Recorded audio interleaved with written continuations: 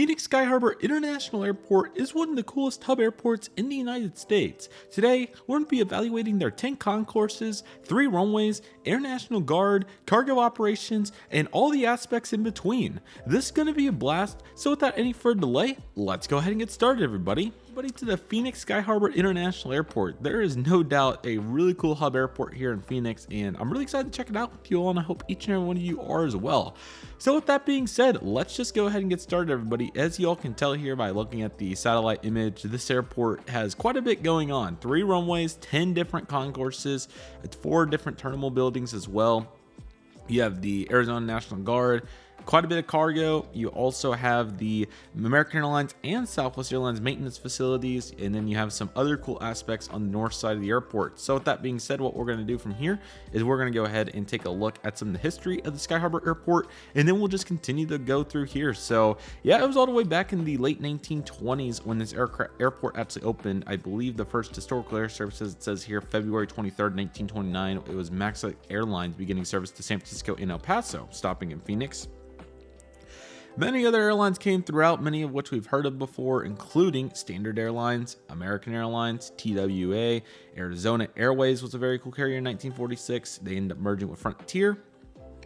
Bonanza Airlines, we also had service from Hughes Air West. You can also see Republic Airways, Western Airlines, Delta, Bonanza, and the list just goes on and on. But definitely completely changed after the Airline Deregulation Act. There was actually a brand new airline that was based and known out of Phoenix for quite some time, America West Airlines, as many of you may have heard of them. In 1981, they had a very large operation in Phoenix, and I think they even got expanded into Columbus and a couple of other places, and they were all the way through until 2005 when they merged with US Airways. You also see that Allegheny and Eastern Airlines had service, and then finally in 1982, Southwest Airlines, which turned into a powerhouse to this day, began service, and they started with just 13 daily flights in 12 cities, and they already made 64 daily flights by 1986 and on and on.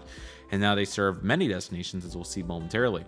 As you can see, next up, British Airways began a really good international service to London Heathrow, which still is here to this day, which is really cool. And the airport of recent time here in just 2025 has had crazy exciting announcements, including new service on Starlux Airlines and China Airlines to Asia, which is huge. They also have new service from Air France, and I believe there's even another international carrier. I believe Condor also serves the airport, which is really cool. But anyway, terminal expanded over time. They eventually started with Terminal 3, which was on the left side, and they recently just demoed that in 2020 and made the new building. And then you had Terminal 4, which expanded off in the piers, 4 piers for the north side, and the south side eventually just got its most recent pier. I think in 2023 is when that opened. But here's some additional information. You can see all the gates here, 92 and 27. They also have a really cool air traffic control tower. And they even have the airport museum, which we'll take a look at pretty much right now. So we will jump into the airlines and all that at the end, since there's just so much to discuss today. But yeah, this airport is just so impressive in so many different facets. And yeah, so taking a look at a high level overview of this, you have the 3 runways. You have 25 left, 25 right here on the bottom. These are main takeoff and landing runways. And then 26, mainly used as a landing runway, is on the top side as well. And Terminal 4 comprises of these 92 gates across 8 concourses. So you have N1, N2, N3, N4, and then S1, S2, S3, S4. It's very simple. I think it's the other way around on the south side, actually, but very simple layout here. American uses all the north gates. Southwest uses all the south gates. And recently, this little pier right here opened with, I think, an additional 8 gates or so. And then this pier was the second latest open, but all of these have been here since the start. And you'll see some different looks of them.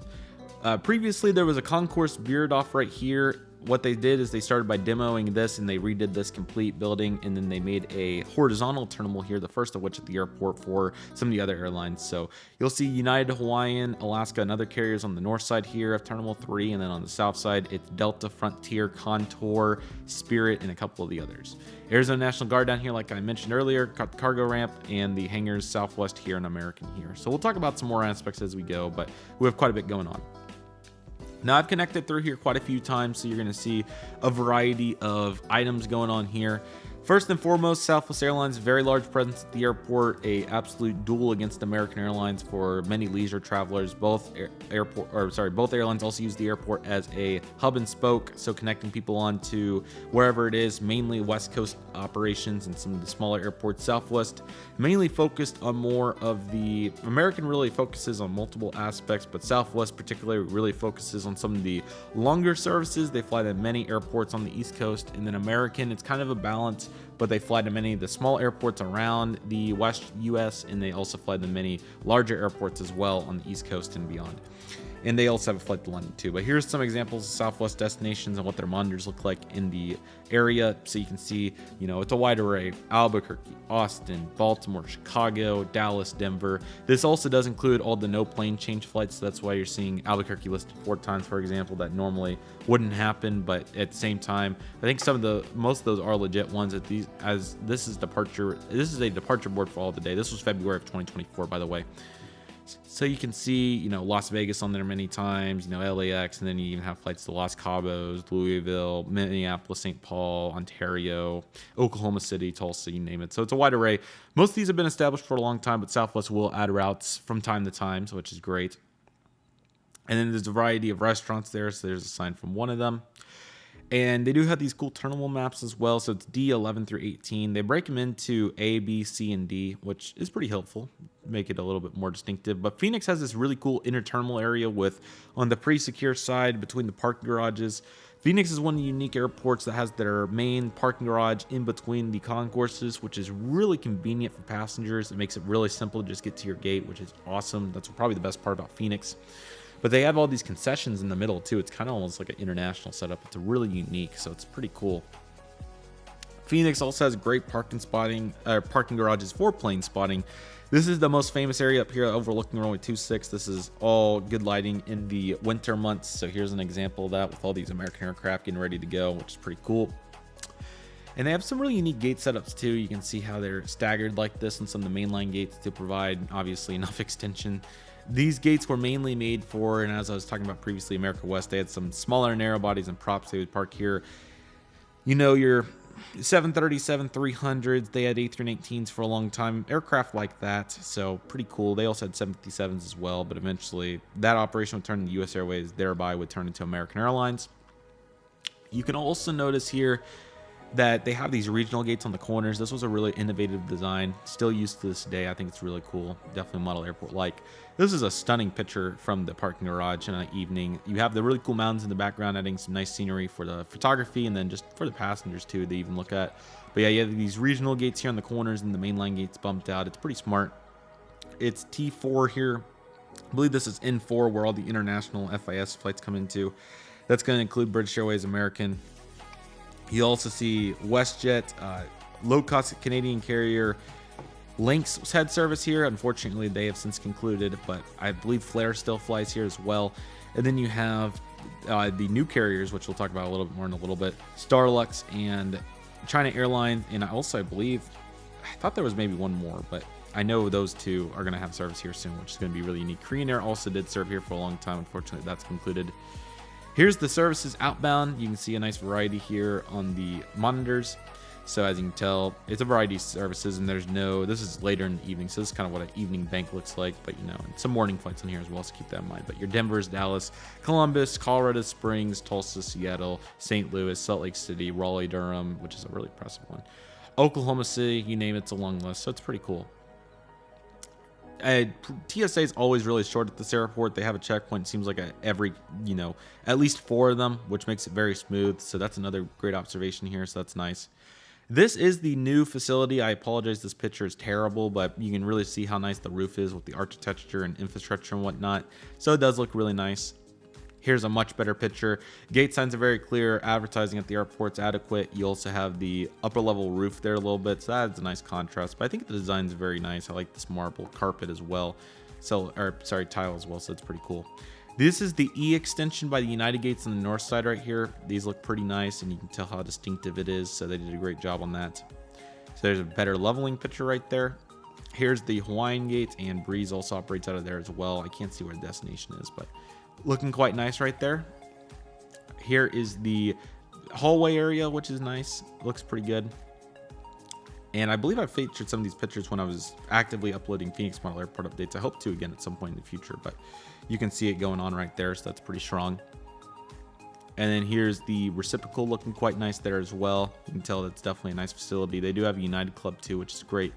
This is a good monitor here showing all of the various flights heading out of the airport at this time. This was 6:28 Mountain Time, so you can see a nice variety of services going strong here as well. So you got your, Albuquerque's on American, and Frontier has some services as well. We'll talk about those more in a moment. They have a pretty good operation going at this point.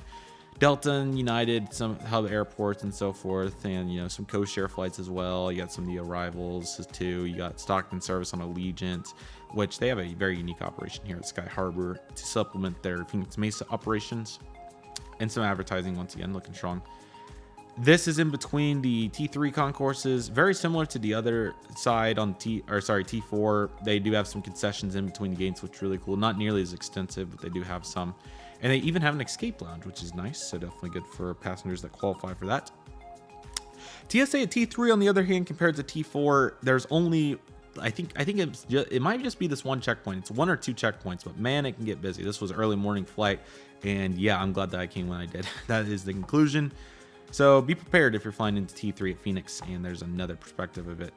But fortunately, we did get through this holiday cheer, and we even got to see Honor Those Who Serve there as well. And that Hawaiian 787 is what I flew, so that's pretty cool. But yeah, it was busy. It was busy. But the escalators and so forth is pretty neat here at this airport. And they actually, Mesa Airlines has a hangar on the north side of the airport. They do maintenance on their Bombardier CRJ-900s, and I just thought that it was so laughable that they overnight a remain overnight flight for United on a Mesa CRJ-900 revenue service to Houston, George Bush every day because of that. So they actually tow an aircraft to and from the hangar. I just think it's pretty funny to use a clapped out CRJ on your hub route there, but hey, that works out well for them. There's that 787 that I got to fly. That was so cool. So definitely stay tuned for a video in the future on that. That's going to be fun. Phoenix also has some cool aspects of aviation integrated into the airport. This particular shot here shows the 707 outline here on the window, kind of showing what the aircraft looks like, which is really cool, and I very much appreciate their commitment to showing off some cool aspects of airports. So that's really cool. And as I mentioned previously, the Phoenix Airport Museum Gallery is also at the airport, and this highlights the aviation in this T4 area. They have it kind of showed all the way throughout on some of the aviation history, but they also have some of the various art and culture and whatnot. So that's really cool. You can find this in the middle of the T4 concessions area. It's pretty sweet. And then the elevator is very easy to get to the plane spotting as well, which is really cool. This is what the south side deck looks like, nicely lit in the summer mornings and evenings, or cloudy days in this example. But you'll see these little exhibits kind of posted throughout the airport. Here's a history on, at the time, the world's largest airline, American Airlines. Back when this was done in 2022, you can see the Boeing 777 model there, which is great, and a 707 on top. But it talks about how American Airlines got to where they are today and their various logos, which is great. So we love to see that. And then on the walls in the new concourses and the old ones, they have exhibits like this. This is showing, and they even have QR codes so you can read more on it, which I think is great. But as you can see here, 1950s, 60s, and 80s, they show, where we went from DC-3s to 707s, and it's really cool. So definitely happy to see that. They also have the SkyTrain, which is really great. So what this does is it goes from Terminal 3 and 4 to a variety of places. It goes to 3 total stations. You have two public stations, I should say. So if you go on towards the west, you're going to go towards the economy parking on that side, and then you also have the metro and ground transportation passenger pickup over there in the 44th Street station. You have Terminal 4 and 3, and that also includes the parking garages once again. And then if you go to 24th Street, you have the aviation headquarters. You have the Greyhound bus, more economy parking, and passenger pickup and ground transfer and all that. And then even the rental car, the Conrack on the north side of the airport, has its own station. So it's a really good consolidated setup, makes it very easy to work with. It's really cool. T3 check-in counters right here. You got Breeze, Advanced Air, which I believe does still fly there. I might be wrong on that, but anyway. And Delta Airlines, which is a pretty large operation at Phoenix. Another board here, so you can see another example of some of the routes that were going on at this time. This is September of 23. Spirit, and then you got Frontier with some flights too. I like the way that they go about putting these logos on here. It's really nice. American Sub Operation as well, and then Southwest isn't on this board. They have their own boards as we saw earlier, but there's Advanced Air to Silver City. And Minneapolis, you have Contour Service to Page, which is cool, and a variety of services. Speaking of all those services, let's go ahead and talk about them. But I do want to talk about this map a little bit more before we talk about the services. So on the north side here, Honeywell has a facility up here. I do not know who the FBOGA facility is here, but I believe there's the main one here on the south side, and there's also one. I thought there was one more on the north side. There may not be. I thought there was maybe one right here. This is around where the Mesa Airlines hangar is, and then Honeywell has their facility down here. And I think there's a couple others here on the north side, but the main FBO is down here. Not sure who it is off the top of my head, but again, it's a good variety here. These hard stands are used pretty actively too, so that's nice. And yeah, it's a cool airport. There's some good variety. Okay, let's talk about this air service. It's very extensive. So first and foremost, you have Advanced Air, Carlsbad, Gallup, and Silver City. So that's great EAS service to those unique places. Aeromexico has service to Mexico City. Air Canada, I'll talk about the overall roundup. The international carriers within North America are very cool. Air Canada has service to Vancouver, Montreal, and Toronto. And Air Canada Rouge does the Montreal and Toronto services pretty actively. As I mentioned earlier, Air France started within the last couple of years. They've been very successful with their Paris service. I love that. A350, I believe.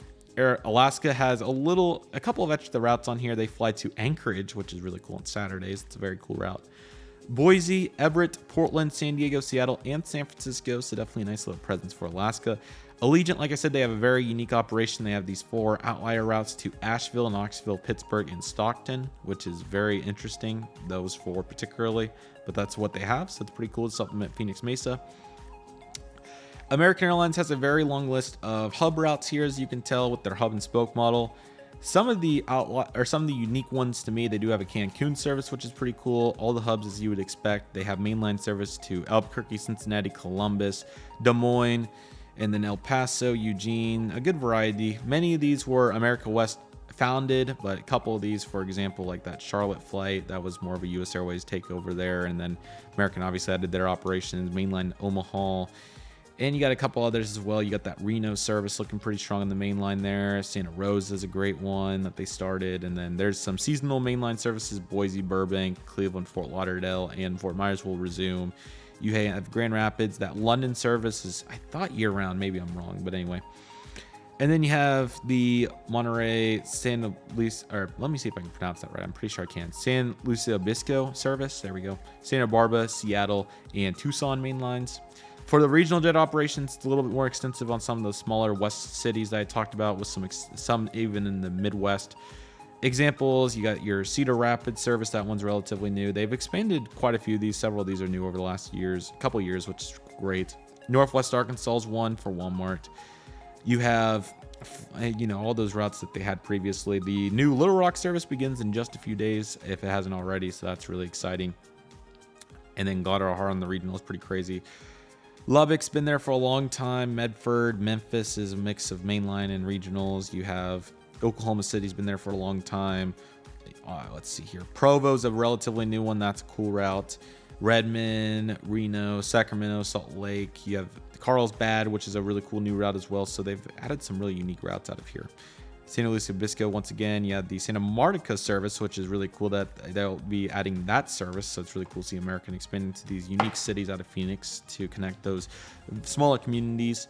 And then Seattle regional jet is just ridiculous, but that's what it is. Sioux Falls, St. George, Tijuana, Tri-Cities, Tucson, Tulsa, relatively new, or 5 years now, I suppose. Wichita is a relatively new one. That's the last couple of years. Yuma, Arizona, and then some cool seasonal services. Some of these new too. Aspen, Appleton, Wisconsin, Billings, Eagleville, Eugene, Fargo, Idaho Falls, and then Sun Valley service begins on December 18th. So some good variety here. So American Airlines with a very large operation, to say the least. Next up, Breeze Airways, Provo, Hartford, Norfolk, Richmond. They had a larger operation at one time. I'm glad that they still have some of an operation, but hopefully they can expand it more in the future. British Airways with London. It's a great service. It's been a workhorse, so glad to see that. And then China Airlines, like I said, will be beginning its service to Taipei. Super excited for China Airlines. I think they'll be very successful, and this will have a stop. They'll do Las Vegas to Los Angeles for refueling. Sorry, Phoenix to Los Angeles. Fortunately, it probably will not be a revenue ticket, but it still is really cool to see that. Contour's expanded EAS here over the last several years, kind of competing there with Denver Air Connect and so forth. But Mob, Page, Slolo, and Vernal, some very interesting city names there too. Definitely want to do some of those at some point. Delta has all the services you would expect. There's no major outliers there, but that Boston flight's pretty sweet. So glad they have that, and only connection to Los Angeles. Denver Air Connect does have some cool services. They've flown Doniers here quite a bit, but I think it's mainly 140. Well, yeah, the Donier to Telluride, I think. I don't think they're doing 145s on that, but the Cortez, New Mexico, and Telluride, Colorado, some very, very cool services. Frontier's really grown their operation here over time, and they have slowly continued to grow it. They have all the hub airports you would expect, plus both Chicago airports. They do have a service to Everett in Washington, which is a very neat service. They also have an Orange County flight, and then they will be beginning 2 small hub airport routes to Reno, Tahoe, and Spokane on November 22nd. So hopefully we'll see more of those start as we move forward. And then San Antonio service also beginning as well, and they have some additional flights to San Francisco, San Jose del Cabo, Seattle, and Orlando. So very nice. Hawaiian just flies one service to Honolulu, which I thought they would have maybe had Kahului seasonally, but we got the Honolulu service. JetBlue with the 3 normal routes to Fort Lauderdale, JFK, and a seasonal to Boston. Porter flies to Toronto, which is awesome. The E2 is a great plane. Southern Airways does fly to El Centro, which I actually forgot about that, so that's really cool that they do. And Southwest with a very diverse operation. Once again, many of these services have been around for a long time. It is quite a few of their larger cities, but there are some smaller ones on there like Boise, Buffalo, Burbank, Columbus, Tulsa, and several others. And they'll also begin a very short flight to Tucson on March 5th to align with those hub and spoke opportunities they talked about in the press release, which is exciting. They also have services like Wichita and Little Rock's a seasonal service as well. And then you're also seeing like San Jose, California. And then their bigger airports are Raleigh, Durham, and Minneapolis and New Orleans and so forth. So that's nice. Spirit Airlines is down to just 2 services, a year-round to Detroit and a seasonal to Fort Lauderdale. That happened fast. They had more flights at one time. They even served Orange County, I believe. Starlux, a very exciting service on January 15th to Taipei as well to compete with China, or they started and China's going to compete with them, I kind of guess. So yeah, great to get this international competition. And American Airlines has started partnerships with, I believe China's a part of One World, if I'm not mistaken. So that should work as it is, but I know they started a partnership with Starlux, so that's very exciting. Southwest also starting a partnership with China Airlines, induced that. So yeah, it's great to see these hub airlines kind of making their pitch to, compete. So really cool. Next up, we have the Sun Country flight to Minneapolis, St. Paul, and they had more flights on a seasonal basis that were limited during the pandemic, but now we're just down to Madison, Milwaukee out of those. United has mainline services to all their hubs, and then regional jet service for that Mesa Airlines flight to George Bush for the maintenance facility, which is pretty funny, and then that LAX 175 as well. And then we do have some action from Mexico with Tralcan and Guadalajara for Volaris. And lastly, WestJet has a very nice operation here. They fly to several cities, including Calgary, Edmonton, Vancouver year-round, and seasonal very unique services to Kelowna, Regina, Saskatoon, and Winnipeg. So yeah, definitely a very good lineup here at the Sky Harbor Airport. I really like it. It's a great airport for plane spotting. I wish I could go more often. It's not the most diverse in regards to the airline traffic, of course, as you can kind of tell, but there are really good photo opportunities, and fortunately those additional heavies will really help that. And they usually can get pretty good lineup of specials at time from the main lines, so that's definitely cool, and I'm really excited for what's to come as we continue to move throughout. So definitely know what you all think. Let me know what you all think in the comment section below, and I'll be very excited to hear. But nevertheless, that'll do it for today's video, everybody. Thank you all so much for watching. Take it easy, everybody. Stay safe. Just process. Do you love and love you? Do my name is CM Aviation. I want to thank you all so much for watching, and I'll see you all soon as CM Aviation is signing off.